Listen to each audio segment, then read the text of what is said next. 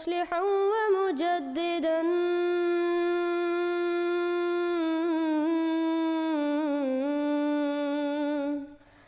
فارنوا بنظر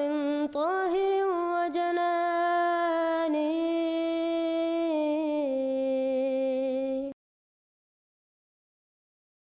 سب دیکھنے اور سننے والوں کے لیے محبت بھرا سلام. مزید نئی اپڈیٹ کے ساتھ آپ دیکھ رہے ہیں یوٹیوب چینل میسج آف اسلام. معاند احمدیت مفتی منیب سے معصومانہ سوال، یہ آج کے پروگرام کا موضوع ہے. اسی چینل پر ایک روز قبل مفتی منیب کی احمدیہ مسلم جماعت کی دشمنی کا ایک واضح ثبوت پیش کیا گیا تھا، جس کا لنک ڈسکرپشن باکس میں دے دیا جائے گا، جس میں مفتی منیب نے اپنے ذہنی اختراع کے باعث قرآن کریم میں درج خاتم النبیین کے ایک نئے معانی کا اعلان کیا تھا، اور اپنے معنی کو انہوں نے سپریم کورٹ آف پاکستان سے توثیق کروا لیے جانے کا بھی دعویٰ کیا تھا. تو ناظرین، پہلے معاند احمدیت مفتی منیب کا یہ بیان سن لیجئے، پھر اس کے بعد ہم اپنا نقطہ نظر پیش کریں گے، تاہم واضح رہے کہ یہ نقطہ نظر صرف اور صرف ہمارا ذاتی نقطہ نظر ہے. جو میں نے اضافات کیے اس میں ایک تو یہ لکھا کہ ما کان محمد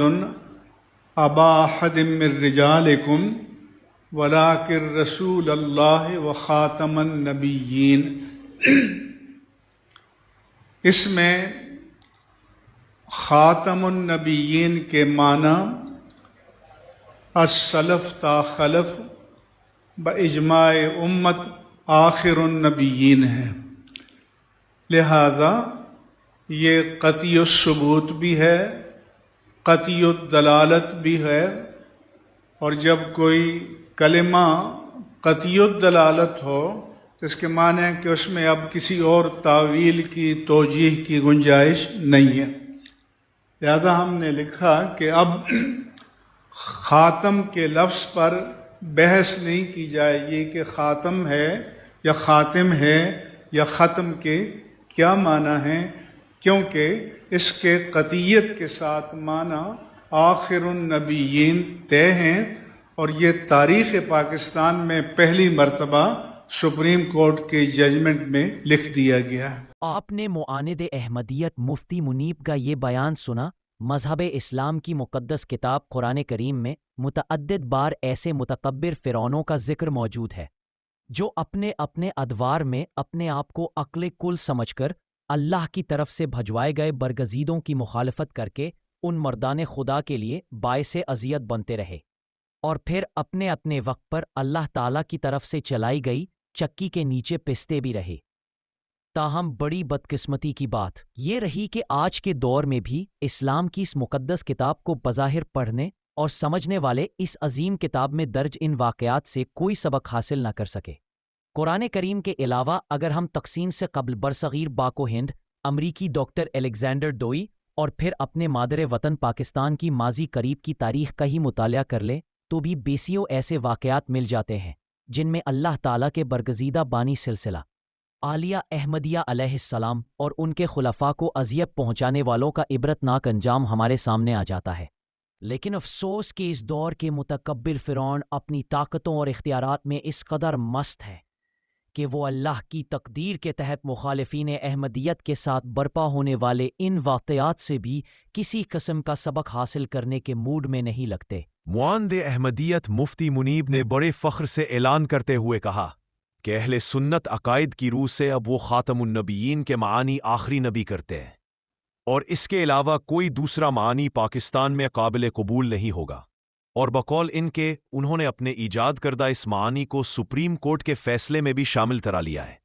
اب ان کے خاتم النبیین کے اس نئے ایجاد کردہ معانی کے اعلان کے بعد کم از کم میرے جیسے کم علم کے ذہن میں چند معصومانہ سوال ابھر رہے ہیں جو میں مفتی منیب صاحب کی خدمت میں رکھنا چاہتا ہوں، اس امید پر کہ وہ ان سوالوں کا منطقی دلائل کی روشنی میں جواب ضرور دیں گے.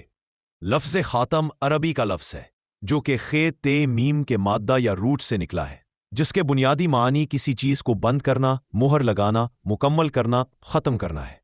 خاتم کے معنی آخری بالکل بھی نہیں بنتے، اور نہ ہی کسی مستند لغت میں یہ معنی درج ہے. خاتم کے معنی آخری کرنے کے لیے مفتی صاحب، کیا آپ کے پاس عربی زبان کی کوئی مستند لغت موجود ہے؟ اگر موجود ہے تو پلیز اس کا حوالہ ضرور دیجیے گا۔ اسی طرح مفتی صاحب یہ بھی واضح کر دیں کہ اگر اللہ تعالیٰ کا منشا لفظ خاتم النبیین سے آخری نبی کا ہی تھا تو وہ آسانی سے لفظ آخر استعمال کر سکتا تھا، یعنی اللہ تعالیٰ، جیسے اس نے لفظ اول اور آخر قرآن کریم کی نمبر 57 سورہ الحدید کی آیت 3، اور اگر ہم بسم اللہ کو بھی آیت تسلیم کر لیں تو آیت 4 میں کیا ہے، اور یہ دونوں لفظ اول اور آخر استعمال کیے ہیں۔ اس لیے میرے جیسا کم علم یہ کہہ سکتا ہے کہ اللہ تو ہر چیز پر قادر ہے، تو وہ لفظ آخر کو قرآن کی اس صورت میں بھی اس مقام پر استعمال کر سکتا تھا، اور خاتم النبیین کی بجائے آخر النبیین کا لفظ اس نے پھر کیوں استعمال نہیں کیا؟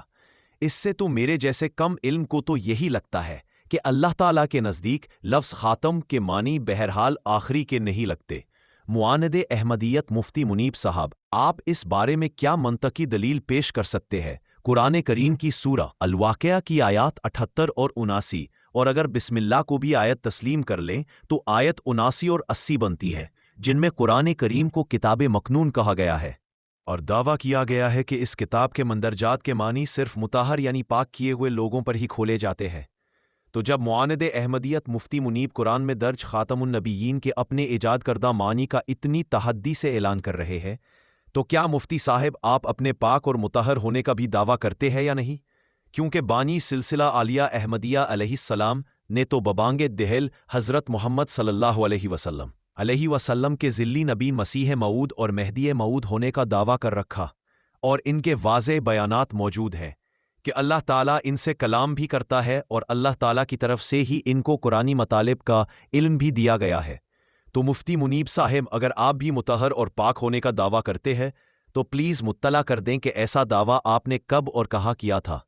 ایک آخری سوال جو ذہن میں ابھرتا ہے وہ یہی ہے، پاکستان میں اس وقت احمدیہ مسلم جماعت کے ٹھیٹھ حقیقی اسلامی عقائد کی مخالفت جو ہے وہ شد و مد سے جاری ہے۔ سال 1899 سے لے کر اب تک بڑے بڑے سورما اٹھے،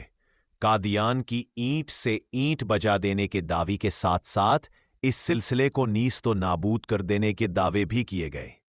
پاکستان بن جانے کے بعد پاکستان کے کئی طاقتور حکمرانوں نے بھی اور مذہبی رہنماؤں نے بھی اس سلسلہ کو نیست و نابود کرنے کی مساعی کی،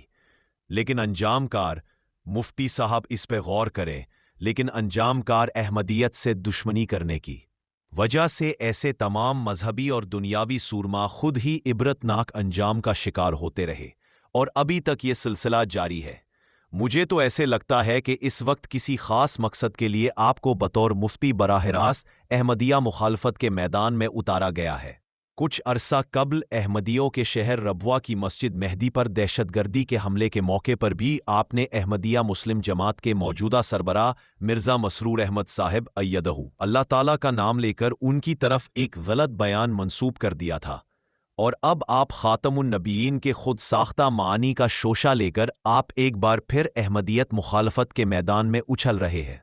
قبل عزیز فضل الرحمان صاحب سپریم کورٹ کے چیف جسٹس قاضی فائز عیسیٰ کو احمدیہ مخالف فیصلے کے لیے دباؤ میں لائے تھے، اور اب چونکہ ان کو اپوزیشن لیڈر کی پیشکشیں ہو رہی ہیں، اس لیے ہو سکتا ہے کہ احمدیہ مسلم جماعت کی دشمنی کا جو تاج ہے وہ فضل الرحمان کی بجائے اب آپ کے سر پر پہنا دیا گیا ہو، تاکہ ٹی ایل پی کے خاتمے کے بعد پاکستان کی منڈی میں احمدیہ کارڈ کا کاروبار مندہ نہ پڑے۔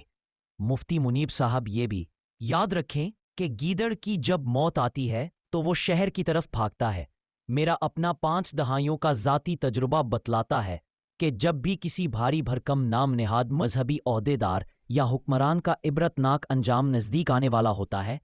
تو وہ پھر احمدیہ کا معاند بن کر سامنے آ جاتا ہے۔ کہنے کو تو آپ مفتی ہیں تو ظاہر ہے قرآن کریم بھی پڑھتے ہوں گے، تو صرف سورہ الحاقہ کی آیات 44 تا 46 اور اگر بسم اللہ بھی بطور آیت شامل کر لیں تو آیات 45 تا 47 صرف ان آیات کو پڑھ لیں۔ ان آیات سے آپ کو واضح ہو جائے گا کہ سلسلہ عالیہ احمدیہ اگر خدائی سلسلہ نہ ہوتا اور کذب بیانی کی بنیاد پر کھڑا ہوتا تو اب سے تو بہت پہلے یہ نیست و نابود ہو چکا ہوتا،